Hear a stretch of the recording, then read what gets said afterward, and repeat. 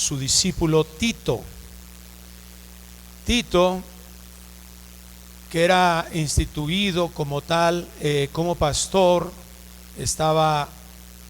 había sido enviado para ejercer el pastorado. Por eso estas tres cartas se les denomina como cartas pastorales, porque el apóstol Pablo está preocupado porque Timoteo, a quien escribe dos de esas cartas, y Tito puedan estar siendo guiados, instruidos para el ejercicio pastoral, para el ejercer liderazgo dentro de la iglesia. Y es muy importante que cuando nosotros estudiemos la Biblia, cuando estudiemos este escrito, podamos conocer cuál es el propósito por el cual se escribió la carta. ¿Quién nos dice eso? La carta misma. Cuando analizamos lo que la carta dice, podemos contextualizar los comentarios que hay acerca de esa carta, principalmente de los primeros padres, es decir, de los escritos que se hicieron en las iglesias o dentro de las iglesias, del liderazgo de las iglesias respecto a estas cartas. Nos hacen ver con claridad, número, a quién fue escrita, número uno, y número dos, para qué fue escrita. Entonces, no es lo mismo cuando tú, por ejemplo, le escribiste una carta a tu esposa cuando fue tu novia, y muchas esposas dicen, ya llovió. Bueno, hermano, si tu esposa hizo esos ojitos así, quiere decir, te está diciendo, necesitas escribir una carta. Amén, hermanos. Escuché como a dos varones nada más decir amén. Muy bien. Bueno, entonces no es lo mismo que tú le hayas escrito una carta a tu novia a que le escribas una carta a...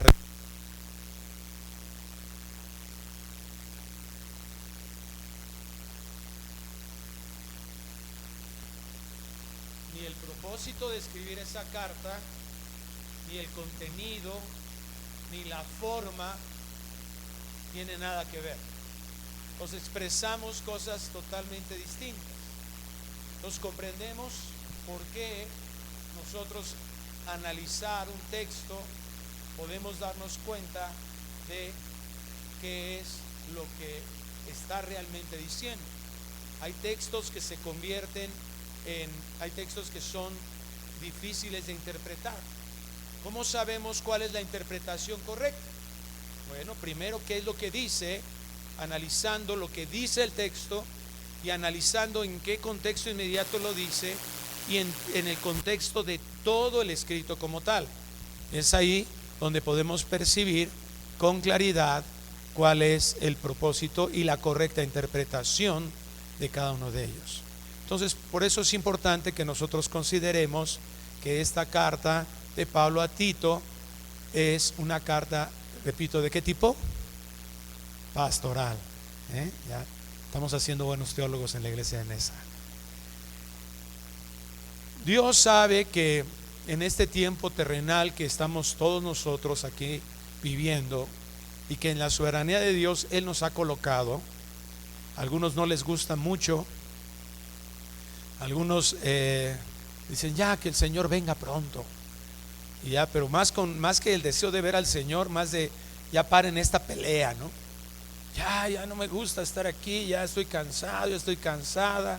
Y muchos de nosotros porque hemos perdido el sentido de nuestro propósito.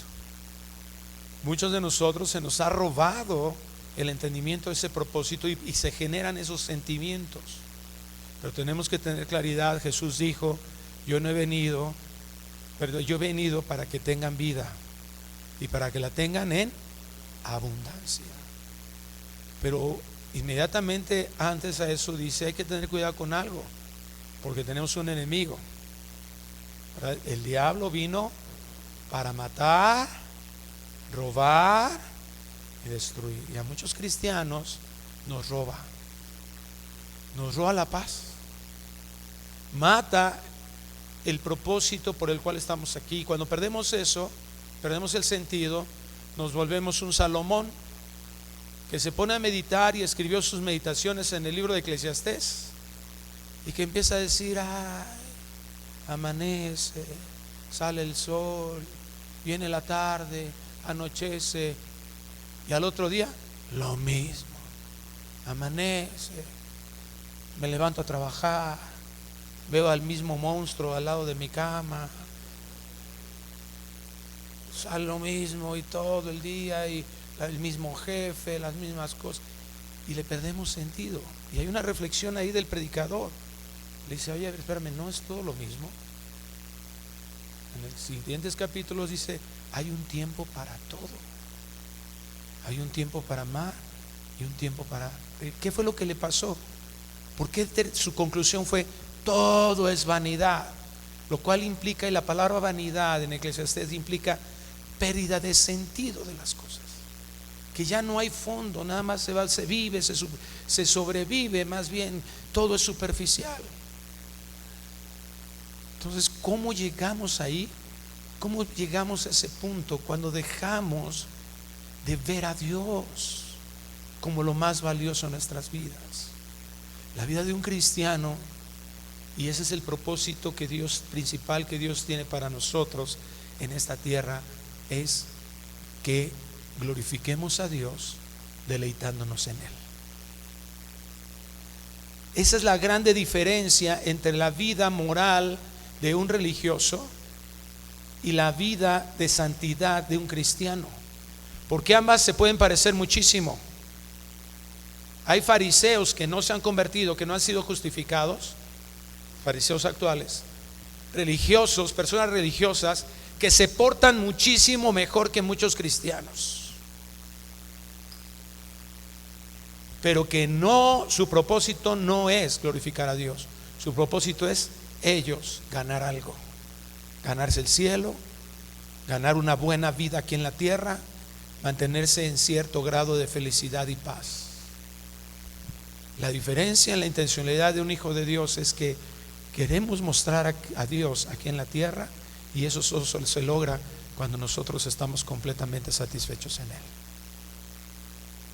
Cuando nosotros hemos perdido eso, entonces Dios nos está llamando a recuperarlo, a entender que Dios es bueno siempre. ¿Cuándo es Dios bueno? Siempre. Aquí en la tierra hemos sido afectados por la caída del pecado en el pecado, y se nos convierte esa situación, esa lucha en nuestro interior, que está marcada. Efesios 6 nos los dice, 2 Corintios capítulo 10 nos los enseña, Gálatas 5 nos lo recuerda, la lucha de nuestra carne con el Espíritu. Si hemos nacido de nuevo, ahora el Espíritu tiene vida, y desde que nosotros iniciamos nuestra vida cristiana, en ese instante que creímos en Cristo, desde ahí viene una guerra interna entre, dice 2 Corintios 10, el conocimiento de Dios y nuestros argumentos carnales, entre la carne y el Espíritu, dice Gálatas 5. Nuestra lucha no es, ¿verdad?, solo con principados y potestades, que es una realidad, pero Dios no nos arma ahí en Efesios 6 con algo externo, sino con cosas internas.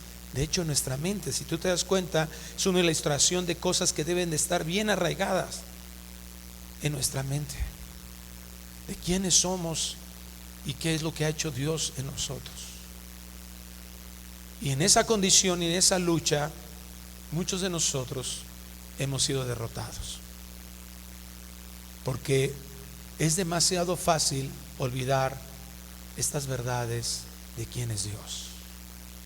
Se nos olvida fácilmente las obras maravillosas que ha hecho a nuestro favor el Señor, comenzando con la obra de Cristo, que es lo más importante. Es demasiado fácil olvidar su señorío, los beneficios que hemos recibido de Dios. Es demasiado fácil olvidar lo bello y hermoso que ha sido Dios con nosotros. Por eso en varias ocasiones en su palabra el Señor nos exhorta a recordar. Y a partir del capítulo 3 que hemos estado estudiando de Tito, nos dice: recuérdales. Una labor pastoral es esa: recordarnos, recordarles a ustedes como amados hijos de Dios lo que es importante. En el Salmo 103 el salmista hacía esta retrospectiva. Dice: bendice alma mía a Jehová. No es que su esposa se llamara Alma. ¿A quién le estaba hablando ahí el salmista? A él mismo. Le estaba hablando a su alma. Es como cuando te paras al espejo y dices: Gerardo, ¿verdad? Algo así está haciendo el salmista. Bendice alma mía. Se está motivando él mismo a declarar cosas buenas de Dios. Eso es bendecir. Bendice alma mía a Jehová. Y luego dice en uno de los versículos: y no olvides ninguno de sus beneficios. ¿Por qué se estaba diciendo eso el salmista? Porque entendió su debilidad. Entendió que realmente es demasiado fácil olvidar lo bueno que ha sido Dios con nosotros. Por eso nos desanimamos, por eso nos enojamos, por eso nos deprimimos, por eso nos entristecemos. Y déjame decirte algo muy importante: por eso llegamos a pecar, porque nos olvidamos de quién es Dios, quién ha sido Dios en nuestras vidas. Y es insistente el Señor: recuerden. El apóstol Pedro en la segunda carta le dice eso: yo les he enseñado estas cosas y se las volveré a enseñar. ¿Por qué? Porque se nos olvida. La carne actúa de una manera tan terrible en nosotros, amados,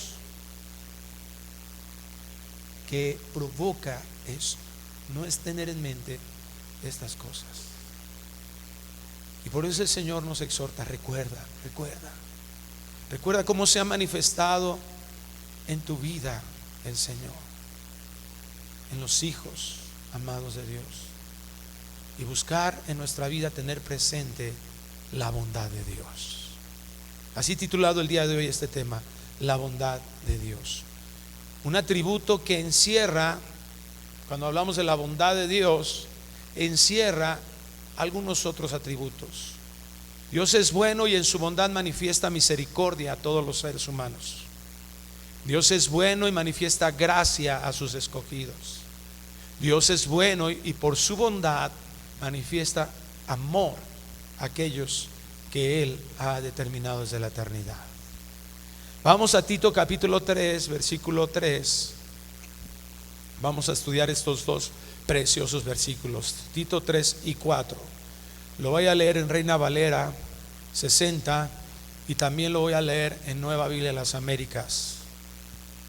La Reina Valera 60 dice así de Tito 3, 3 y 4: porque nosotros también éramos en otro tiempo insensatos, rebeldes, extraviados, esclavos de concupiscencias y deleites diversos, viviendo en malicia y envidia, aborrecibles y aborreciéndonos unos a otros.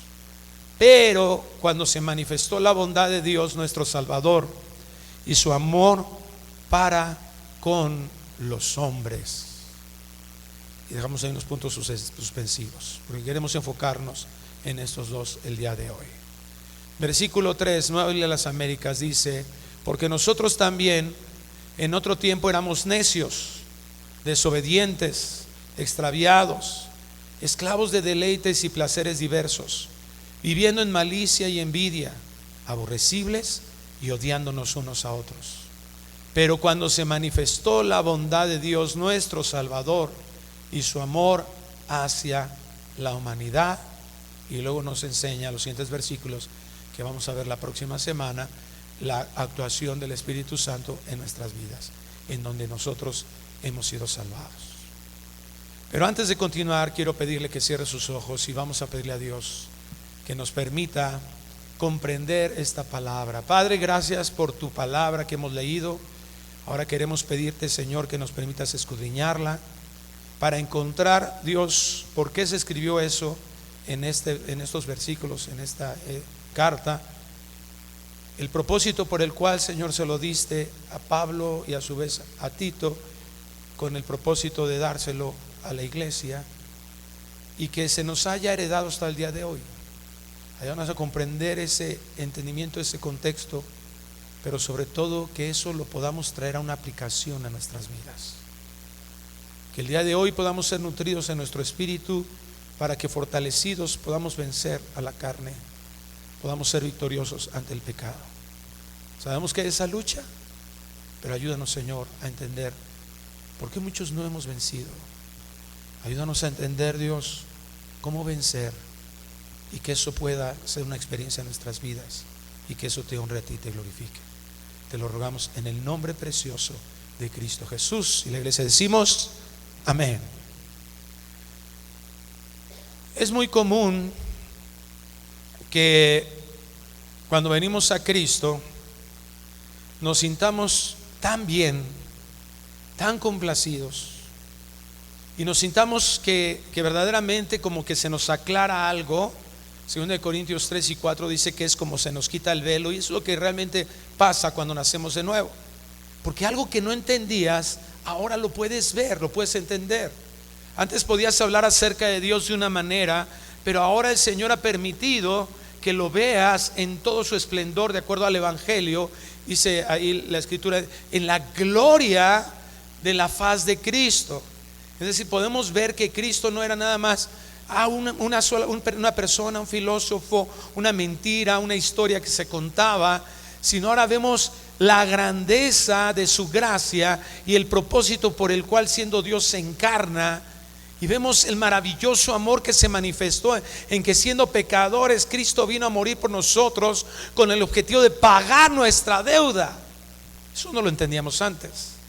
La esclavitud y el sometimiento que teníamos al pecado nos cegaba completamente y no veíamos esa claridad, pero empezamos a darnos cuenta que eso es una realidad. Y sucede algo tan hermoso dentro de nosotros, que es como cuando encuentras un tesoro precioso y ahora, ¿verdad?, quieres irle a decir a todos que lo que has encontrado, lo hermoso que es Dios, lo bello que ha sido contigo. Pero a veces vamos tan animados que pensamos que Dios va a hacer exactamente lo mismo que hizo con nosotros, y cuando empezamos a compartir esto a los demás, y los demás nada más se nos quedan viendo así como,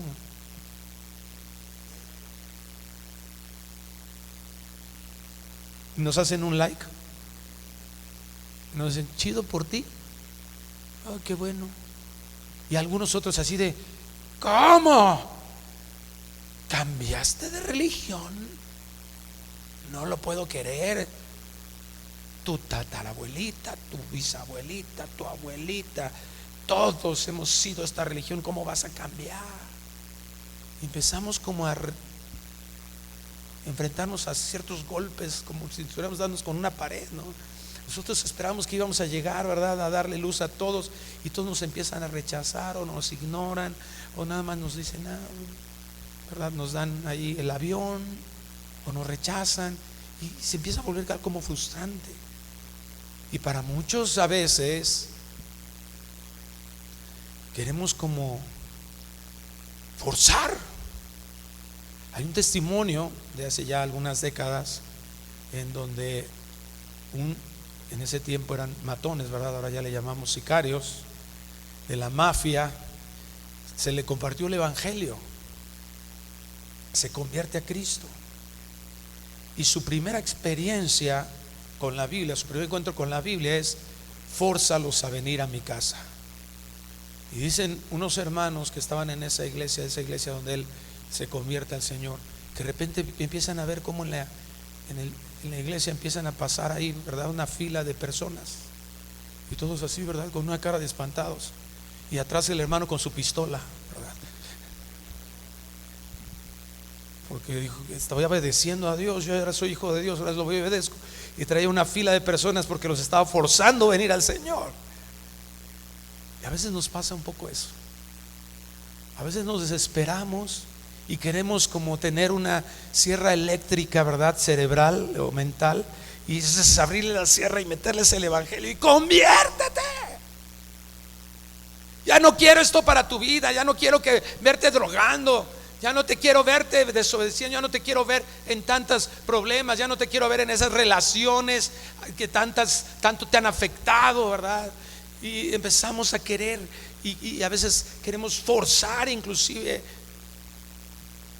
El Señor nos dice: tranquilos. Como padres nos pasa mucho con nuestros hijos, como pastores, como líderes nos pasa mucho con la iglesia, con los discípulos, porque a veces los vemos yéndose a un barranco y quisiéramos nosotros agarrarlos y forzarlos. Hay iglesias que intentan hacer eso, hay pastores que intentan hacer eso. Hace unos días hablaba con un amigo, me reclamaba y me decía: pero ¿por qué no les dices nada? Y yo le dije: ¿por qué dices que no les digo? Es que no deberían de hacer eso. Le digo: totalmente de acuerdo, pero yo no puedo decidir por nadie, porque dice el Señor: apacentar la grey del Señor sin enseñorearse de ella. Porque no se trata de cambiar la conducta de las personas. ¿De qué sirve que tengamos una iglesia aparente, una iglesia que aparenta piedad, pero su corazón está lejos del Señor? Nos va a pasar lo mismo que a Israel. En Isaías lo dice, Cristo lo recuerda. Amados, no queremos una iglesia que se porte bien. Necesitamos todos nosotros aprender a amar a Dios, porque cuando amemos a Dios con todo nuestro corazón, ¿sabes qué va a pasar? Guardaremos sus mandamientos, dijo el Señor. El verdadero amor a Dios trae obediencia.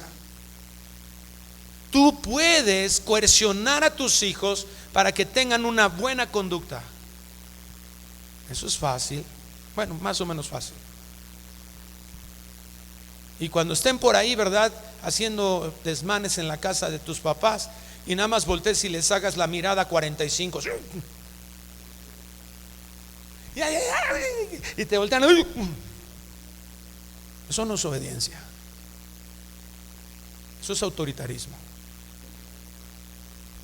Porque el día que ellos tengan una oportunidad de hacer eso atrás de ti, te garantizo que lo van a hacer. Dios nos llama a integridad. Dios nos llama a que lo que somos lo podamos ser en donde quiera que estemos. No se trata de hacer tratando de cubrir la apariencia de alguien, de lo que alguien quiere que piense de mí. Pablo lo dice a Timoteo en su primer capítulo. En la Reina Valera dice: de los pecadores, yo el primero. Pero eso es lo que significa, en otra versión lo dice: de los pecadores, yo soy el peor. El pastor, el apóstol Pablo, ante la gracia de Dios, así deberíamos de vernos todos nosotros. Y esta es la invitación que hace Pablo. Eso es lo que Pablo quiere que nosotros recordemos. Porque sí, amados, tenemos una responsabilidad de vivir aquí en la tierra, en medio de una sociedad pagana, de una manera, ¿verdad?, como lo hemos visto en los versículos anteriores. Vamos a leer los versículos 2, lo va a leer en Reina Valera. Versículo 1 y 2 de Tito. Recuérdales que se sujeten a los gobernantes y autoridades, que obedezcan, que estén dispuestos a toda buena obra, que a nadie difamen, que no sean pendecieros sino amables, mostrando toda mansedumbre para con todos los hombres. ¿Qué sería lo fácil como iglesia? A ver, te voy a poner una cámara 24/7, cabezón. Paga tu membresía en la iglesia y te vamos a estar vigilando todos los días. Y le vamos a estar preguntando a tu esposa todos los días cómo te portas. Y le vamos a estar preguntando a tus hijos. Así que o te cuadras o te largas de la iglesia. Eso tiene un costo alto, pero te aseguro que funcionaría. O como algunas sectas han propuesto: vamos a apartarnos todos para estarlos yo vigilando todos los días, para irlos a revisar todos los días. Vamos a hacer la colonia Vida Nueva. Vamos a comprar un terreno, construimos unas chocitas y a estarlos revisando a todos ustedes, porque el que no vio a santidad, o sea, me pinta con eso. Funciona en algunas, ha funcionado en sectas. ¿Eso es a lo que nos llama el Señor? No. ¿Cuál fue su oración intercesoria de Cristo? Padre, no te pido que los quites del mundo. Muchos anhelamos como ese apartarnos, ¿no? Ese si no tuviera este esposo, me cae que si vivo en santidad. No, si yo no tuviera ese jefe, si este no me hubiera hecho eso, yo no me enojo. Si no se me cruza ahí en el carro, yo no le hubiera mentado la mamá. Pero se me atravesó. Pero es que es bien gandalla mi esposa. Pero es que, ¿te das cuenta? Eso es lo que la carne nos invita a hacer, a justificarnos con lo que está externo. Pero en Mateo 15 el Señor nos dice: del corazón salen los malos pensamientos, las iras, la fornicación, el adulterio. ¿De dónde? Del corazón. No es lo externo. Entonces podemos hacer métodos y podemos estar aquí cada 8 días tratando de hacerles un coco guas. Pórtate bien, ya sé una mejor persona. Mira a tus hijos, mira lo que les vas a provocar. Eso no sirve, amados. Eso es lo que nos ha entrado a círculos viciosos de pecado, en donde tratamos, le echamos ganas. Ahora sí voy a orar, voy a hacer, y me mantengo 2, 3, y de repente ¡pum! Otra vez. ¿Por qué? Porque no me he dado cuenta de lo terrible que mi corazón, y engañoso que mi corazón puede ser.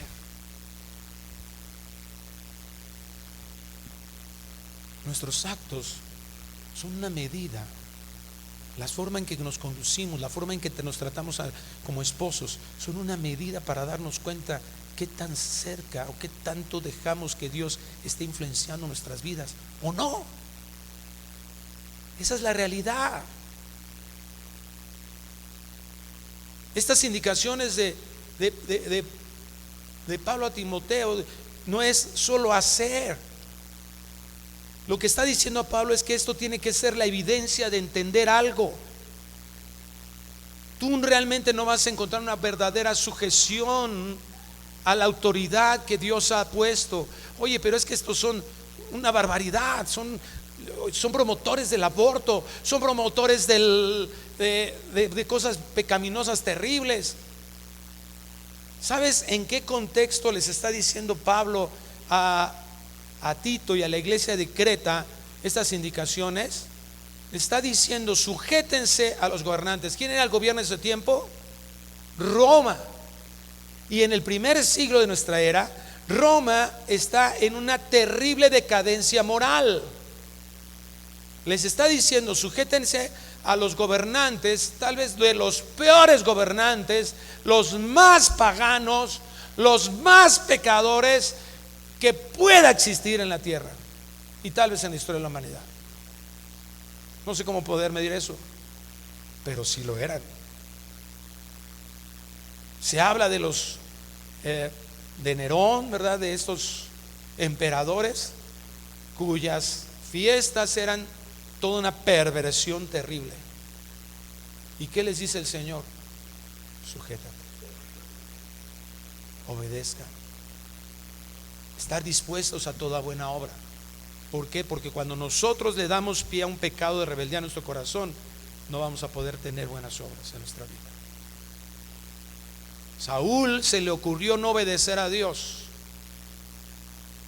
Se le ocurrió él decir, y en su mente estaba bien justificado, se me está yendo el pueblo, no vamos a ganar la batalla y Dios no va a ser glorificado con eso. Mejor, ¿sabes qué? Vamos a presentar sacrificio.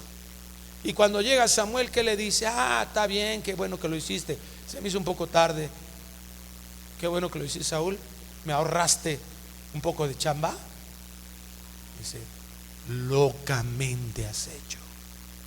Saúl mata a todos, incluyendo los animales. Y Saúl dice: todos excepto los gorditos. ¿Cómo es que con ese sí hacemos unos buenos tacos de cabeza, brother? ¿Qué hiciste, Saúl? Todo bien. Todo bien. ¿Cómo estás en tu matrimonio? Todo bien. Ahí la llevamos. Con problemas, como todos los matrimonios.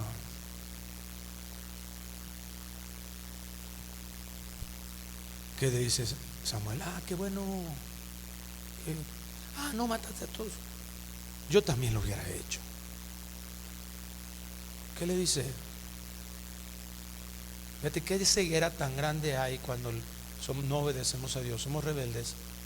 Vamos a tener siempre una buena razón para seguir siendo rebeldes y muchos otros pecados. ¿Qué le dice Dios? ¿Qué le dice Samuel? Bueno, Dios a Saúl a través de Samuel. Peor que hechicería es la rebeldía, porque nos ciega. Que a nadie difamen, que no sean pendencieros, sino amables, mostrarán toda mansedumbre para con todos los hombres. El Señor nos está impulsando aquí una amabilidad que distinguía, o que debería distinguir a los cristianos. Que no se trata solo de aprender buenos modales, sino que se arraiga en conocer quién soy en Cristo, quién soy para Dios y quiénes son los demás también para Dios. El Señor nos está impulsando a hacer luz en este mundo y que podamos darnos cuenta de la importancia de vivir una vida de integridad, de que seamos lo que decimos ser. Ese es el impacto que tenemos en este mundo. El llamado de Dios es un llamado singular, porque esa es la forma en que Dios va a usar para atraer a pecadores a salvación, a que conozcan a Cristo. ¿Te das cuenta, Pablo? Como Jesús no pasó el tiempo condenando creencias, y es lo que muchos de nosotros hacemos. No está bien. Ofrenda a los muertos. Ay, Santo Padre, en el nombre te reprendo. Y estamos ahí juzgando a las personas diciendo, no, es que eso no está bien y no debes hacer eso. Y le decimos a nuestro primo, es que no, ya no te emborraches, primo, eso no le gusta a Dios. ¿Qué le estás pidiendo a tu primo? ¿Qué le estás pidiendo a tu vecino? ¿Qué le estás diciendo? Deberías de dejar ese pecado. Estás diciendo, vence eso. ¿Cómo? No es que esté mal que trates de decirle a alguien que amas que lo que está haciendo le daña su vida, daña su cuerpo, daña su persona. No es que esté mal eso, pero ¿qué solución le estamos dando? Ofendernos por esas prácticas paganas. Dios no nos llama a influenciar la cultura tratando de reformar la idolatría, la corrupción, la inmoralidad. Dios no nos levanta, y nuestro propósito principal no es levantarnos pacíficamente y mucho menos violentamente contra las leyes injustas o castigos inhumanos. No es el objetivo principal. ¿A qué nos llamó Dios? A ser discípulos. ¿Cómo? Enseñándoles que guarden estas cosas que Él nos ha mandado. ¿Qué significa eso? Vida de santidad. Dios nos llamó a predicar el evangelio. Si tú no le dices a alguien en relación al pecado que pueda estar cometiendo y no le dices la esperanza que tiene en la obra de Cristo Jesús, mira, le estás predicando una religión, le estás predicando moralismo, pero no le estás predicando a Cristo. Predicar y sobre todo testificar del poder transformador de la salvación. ¿Cómo es posible que como iglesia le digamos a la gente, a las personas que no se han convertido, cómo es posible que les podamos decir que Dios les perdona si nosotros no somos perdonadores? Es vivir el evangelio, amados. Vivir vidas que demos evidencias claras del poder salvador que Dios tiene y que se manifestó en Cristo Jesús. Dios quiere que recordemos, esa es la exhortación, tener en nuestra mente lo que hace evidente haber sido regenerados. ¿Qué significa eso? Que ahora nosotros, si hemos nacido de nuevo, hemos sido ahora testigos Ahora, el Dios, ¿verdad? Hemos experimentado el poder de Dios en nuestras vidas. Porque tú no eres una nueva criatura porque ahora ya tienes fuerza de voluntad para haber dejado el alcohol. Eres nueva criatura por el poder sobrenatural de nuestro Dios. Y llegamos al versículo 3 para que nosotros recordemos que tenemos que hacer eso. Pero ¿cómo lo hacemos? Preguntándonos quiénes éramos, recordando también quiénes éramos. Porque nosotros también en otro tiempo éramos necios, desobedientes, extraviados, esclavos de deleites y placeres diversos, y viviendo en malicia y envidia, aborrecibles y odiándonos unos a otros. Entonces la labor es predicar el evangelio, claro que sí. Pero ¿cómo nosotros vamos a predicar el evangelio? Mira, muchas veces he escuchado en la iglesia que muchos dicen: no, tú no tienes que juzgar a los demás, a nadie juzgues. Ah, caray, Dios sí nos manda. Tú como padre tienes que juzgar las acciones de tus hijos, por ejemplo. Tenemos que juzgar algunas acciones de la iglesia para valorar algunas situaciones de lo que la Biblia nos enseña, que tenemos que actuar conforme a eso para exhortar, amonestar o inclusive disciplinar. Cuando el Señor nos dice, porque ese es el pretexto para vivir una vida cómoda y alejada de la iglesia y alejada de lo que Dios nos ha encargado, y algunos decimos, ¿verdad? No, ¿verdad? El Señor dice, ¿verdad?, que no le quites la paja al ojo de tu hermano, primero quita la viga de tu ojo. Entonces, conclusión, no juzgues a nadie. ¿Eso está enseñando? No, está diciendo: quita la viga que hay en ti y que te impide poder ayudar realmente al otro. Esa es la misma exhortación. Para poder predicar el evangelio de la forma correcta, tenemos que recordar quiénes fuimos nosotros. Porque cuando nosotros tenemos claro de dónde nos sacó el Señor, la profundidad de nuestra condición, entonces podremos mostrar correctamente la gloria de la bondad divina. Muchos de nosotros predicamos el evangelio con altivez y a veces no nos damos cuenta. He visto a muchos cristianos que tenemos que tener cuidado con eso. Muchos de ustedes están discipulando, gloria a Dios, pero tengan cuidado que solamente se vuelva conocimiento en su mente. Algunos dicen: yo, para no caer en la soberbia, mejor no me inscribo en discipulado, mejor no leo mucho la Biblia, mejor no leo teología. No te equivoques. Esa es la parte estás guiado por la comunidad. No, crece en el conocimiento de Dios, pero tenemos que tener un precepto cada uno de nosotros como sus hijos. Todo el conocimiento que tenemos de Dios, de su palabra, de quién es Él, de lo que Él dice de nosotros, de lo que Él dice del mundo, no es malo que lo tengamos, pero lo importante de eso es que lo apliquemos a una vida piadosa. Conocer quién es Dios y conocer quién soy yo, de acuerdo a la Biblia, me debe de llevar a una búsqueda profunda de Dios, porque eso tiene que generar una necesidad en mi corazón al darme cuenta de mi terrible necesidad y de mi debilidad. Porque nadie puede ser santo en sus propias fuerzas. Nadie en sus propias fuerzas puede ser santo. Es una obra de gracia de Dios.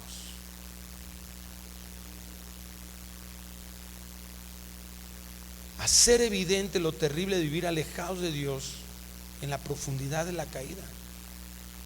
Hacer evidente lo terrible condición de la muerte espiritual y la esclavitud del pecado es nuestra labor, pero la tenemos que hacer evidente de acuerdo a lo que nosotros fuimos. Eso es lo que está invitando.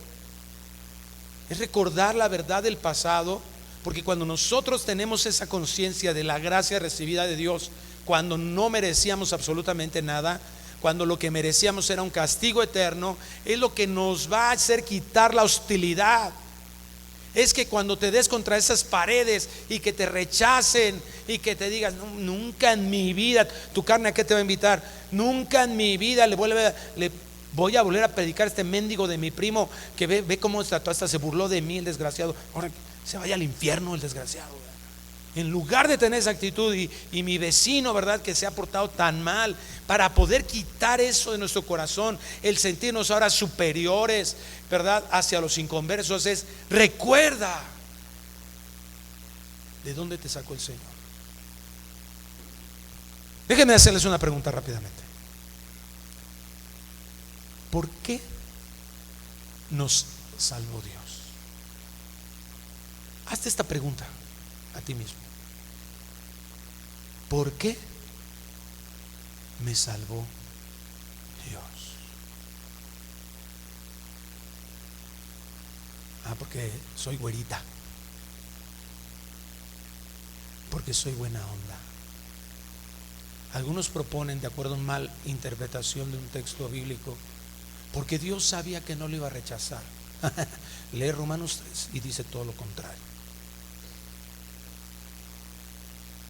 Todos le rechazamos, todos le seguiríamos rechazando. Y Efesios 1 nos dice la respuesta a esa pregunta. Porque encontró algo bueno en nosotros. La Reina Valera lo traduce: por el puro afecto de su voluntad. No existe ni existía una razón en nosotros para haber sido salvados. No les voy a pedir que levanten la mano, pero ¿cuántos necios habemos aquí? No levanten la mano. No es servicio de testimonios. Desobedientes, extraviados, esclavos de deleites y placeres diversos, viviendo en malicia y envidia, aborrecibles y odiándonos unos a otros. En varias, si no es que en todas, nosotros diríamos presente. Pero ahora el Señor ha tenido misericordia. No nos podemos sentir más que los demás. ¿Te das cuenta? Cuando tenemos una idea fariseica, o sea, de los fariseos, que ponemos idea fariseica, pero todas las religiones nos invitan a lo mismo. Haz, tú logra, si tú te esfuerzas y esto vas a lograr, y empezamos a ver todo como meritorio. Entonces vamos a caer en un momento de: yo ya hice, yo merezco, y tú necesitas echarle ganas y hacer algo así. Déjame decirte algo. El Señor dice en Romanos 9 que Él es: yo tendré misericordia del que tenga misericordia. Él pone el querer como el hacer por su buena voluntad. Es gracia. Nos paramos aquí para predicar el evangelio, nos paramos enfrente de un grupo, podemos servir en la iglesia y todo. ¿Por qué? Pues porque yo he hecho todo bien. No, hermano, es por la gracia de Dios. Nuestras decisiones siempre nos hubieran llevado al infierno. Solo la gracia de Dios nos arrancó de ahí. ¿Entendemos eso? Y lo que queremos mostrar es que somos la prueba viviente del poder de la gracia de Dios. No que éramos mejores. ¿De dónde nos sacó el Señor? ¿Dónde estaríamos sin que Él nos hubiera rescatado? Dañábamos a otros, a quienes, ¿verdad?, todo el tiempo era a dañar, a odiar, etc. Nosotros fuimos lo mismo y lo seguiremos siendo de no haber sido por la gracia de Dios. Insensatos. Esta palabra insensato es inteligente, alguien que no se puede gobernar a sí mismo. En Romanos 1:28 habla de estas personas en donde Dios los entrega, ¿verdad? Y dice en la Nueva Traducción Viviente: por pensar que era una tontería reconocer a Dios, Él los abandona a sus tontos razonamientos. Eso es lo que éramos todos. Y es lo que vuelve el pecado. El pecado nos vuelve insensatos, nos vuelve tontos. Éramos desobedientes, éramos imposibles. Nadie podía hacernos regresar al camino. Solo había odio en el corazón. Pero dice el versículo 4: pero cuando se manifestó la bondad de Dios, nuestro Salvador, y su amor hacia la humanidad. No es una invitación a vivir con una nube de culpabilidad. Ay, si fue esto, ay, soy de lo peor, soy la peor porquería de la tierra. No, tener como referencia eso. ¿Para qué? Para recordar que en nuestras vidas, en un momento donde la gracia de Dios, la bondad de Dios, en ese instante cuando esa bondad se expresó al redimirnos, al regenerarnos y entender la obra de Cristo Jesús, eso es lo que nos va a dar a nosotros el entendimiento. Fui esto, pero ahora soy un hijo de Dios. Fui un enemigo del Señor, pero ahora soy su amigo, y Él tiene su bondad a favor de sus hijos. Eso es lo que tenemos que testificar. Habiendo sido los peores traidores y ofensores del Señor, Él nos rescató de eso. Dios quiere que no nos indignemos porque la gente nos rechace y estemos con ira predicando el evangelio del Señor. No quiere que nos levantemos con ira, ¿verdad?, ante la inmoralidad y ahora pues vamos a hacer hace una marcha, ¿verdad?, del orgullo. Ahora nosotros vamos a hacer una marcha de la santidad, ¿verdad? Y ahí nos encontramos a la mitad de a ver cómo nos toca. No, ese es nuestro campo misionero. A ellos tenemos que mostrarles amor, predicándoles el evangelio. Mi hijo está estudiando un ministerio pastoral en un seminario en Bautista, en Carolina del Norte, y ese día se pusieron de acuerdo varios amigos y se colocaron en una esquina donde iba a pasar la marcha gay y les pusieron letreros enseñándoles el amor de Dios. Y hubo de todo. Dice que algunos se pararon con sus banderas y sus estandartes y los rodearon para que no los vieran, pero también hubo 9 personas que se acercaron y recibieron el evangelio y aceptaron a Jesucristo como su Señor y Salvador. Dices, nada más 9. En una situación tan hostil, créeme que fue una grande cosecha. Ese es nuestro campo misionero. Podemos no estar cómodos, pero nuestra comodidad no es lo más importante. ¿Sabes por qué? Porque nosotros no somos lo más importante.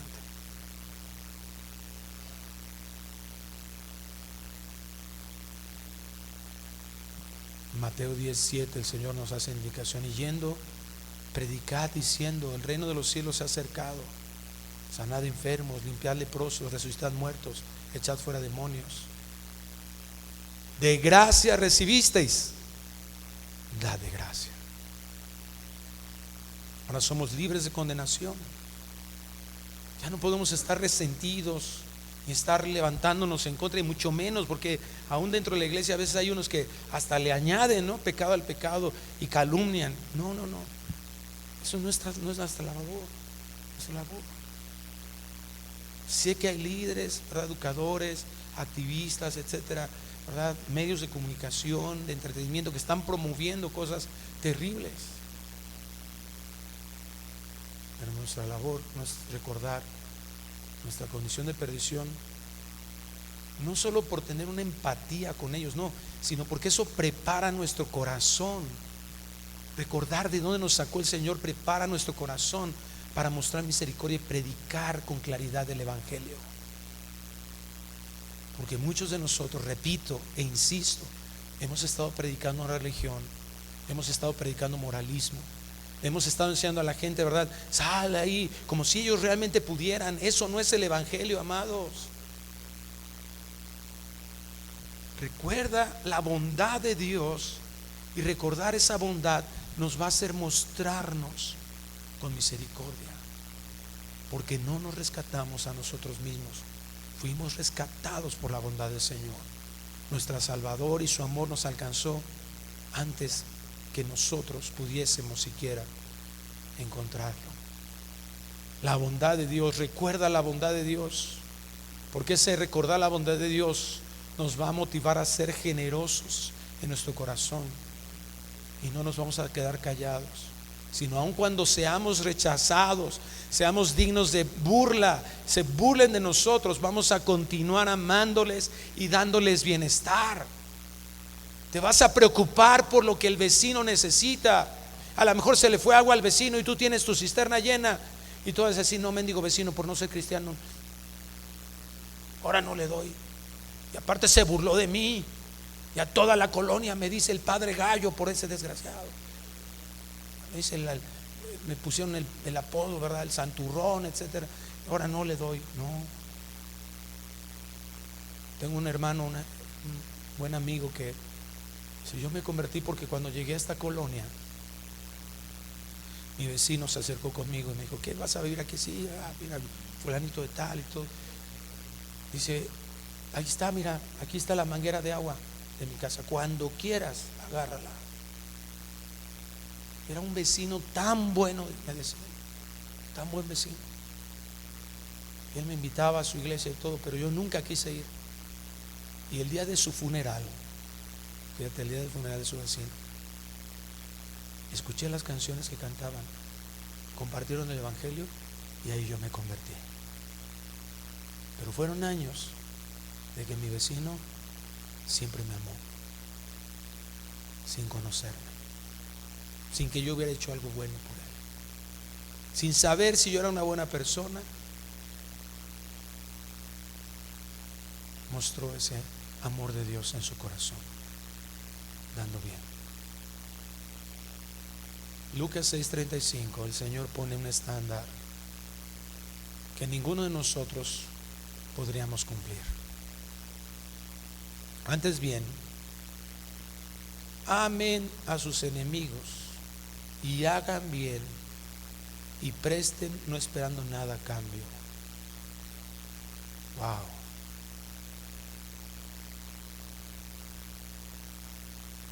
Nuestro interés debe ser mostrar amor, la bondad de Dios, ser llenos de gracia, así como Él lo fue con nosotros al pagar nuestro pecado. Y su recompensa será grande, y serán hijos del Altísimo. ¿Te das cuenta? Vamos a mostrar la gloria de Dios. La gente se va a dar cuenta que hay algo diferente, que somos hijos de Dios, porque Él es bondadoso para con los ingratos y perversos. Sean ustedes misericordiosos, así como su Padre es misericordioso. El resultado de la bondad de Dios, estar entendido de dónde me sacó el Señor, lo que yo era, tener presente eso como una referencia. Te repito, no como una nube de condenación, ¿verdad? No como usarlo para un chantaje, no, entendiendo esta referencia que me da un entendimiento de lo maravilloso de la bondad de Dios, de lo glorioso de la bondad de Dios.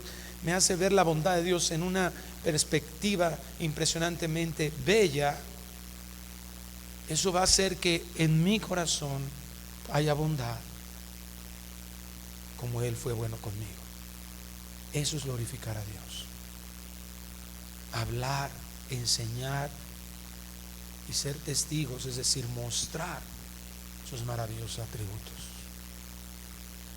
Como lo decía hace un momento, no nos amó porque nosotros lo merecíamos, nos amó siendo sus enemigos y manifestó esa bondad a nosotros, haciendo lo mejor para nuestras vidas, enviando a su Hijo Jesucristo.